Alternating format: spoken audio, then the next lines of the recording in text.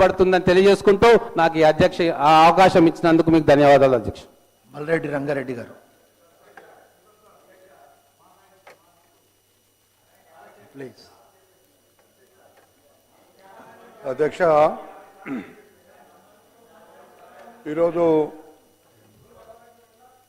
రాష్ట్ర శాసనసభలో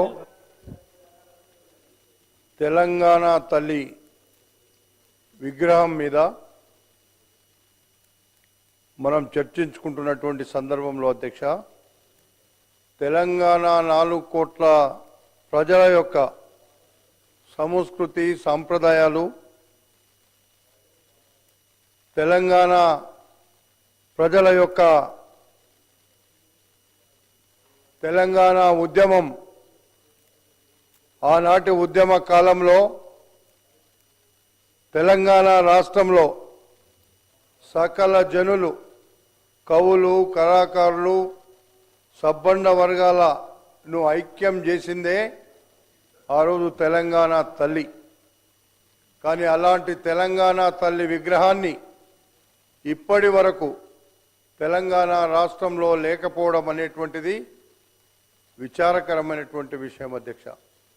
కానీ ఈరోజు మన ప్రభుత్వం, మన ముఖ్యమంత్రి, మన మంత్రివర్గం అంతా ఒక నిర్ణయం తీసుకొని ఈరోజు తెలంగాణ తల్లిని, తెలంగాణ ప్రజల యొక్క ఆశయాలను, ఆకాంక్షలను ప్రతిబింబించే విధంగా ఈరోజు రాష్ట్ర సచివాలయంలో తెలంగాణ తల్లి విగ్రహాన్ని పెడుతుంటే 10 సంవత్సరాలు తెలంగాణ రాష్ట్రాన్ని అస్తవ్యస్తం చేసినటువంటి వ్యక్తులు, తెలంగాణ రాష్ట్రాన్ని నిండుగా దోచిన వ్యక్తులు, తెలంగాణ రాష్ట్రంలో ఏ ఉద్దేశంతోనైతే ఆనాడు శ్రీమతి ఈరోజు జన్మదినం జరుపుకుంటున్నా, మనమందరం ఆమెకు శుభాకాంక్షలు చెప్తున్నామంటే తెలంగాణ రాష్ట్రంలో ఆనాడున్నటువంటి పరిస్థితులు, తెలంగాణ వస్తేనే తెలంగాణ ప్రజలకు, తెలంగాణ ప్రజల యొక్క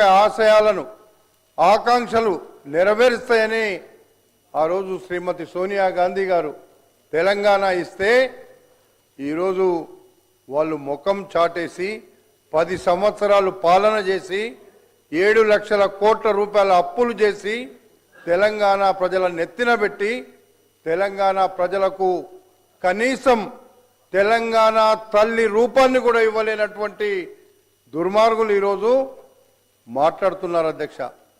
అందుకే ఈరోజు మన ప్రభుత్వం తీసుకున్న నిర్ణయాన్ని తెలంగాణ ప్రజల పక్షాన నేను నిజంగా నిండుగా వాళ్ళందరికీ హృదయపూర్వకమైనటువంటి అభినందనలు తెలియపరుస్తున్నా. ఈరోజు తెలంగాణ తల్లి విగ్రహాన్ని మన రాష్ట్ర పరిపాలనా భవనమైనటువంటి మరి సచివాలయం నుంచి అక్కడ పెడుతుంటే కొంతమందికి నిజంగా గిట్టకపోవచ్చు.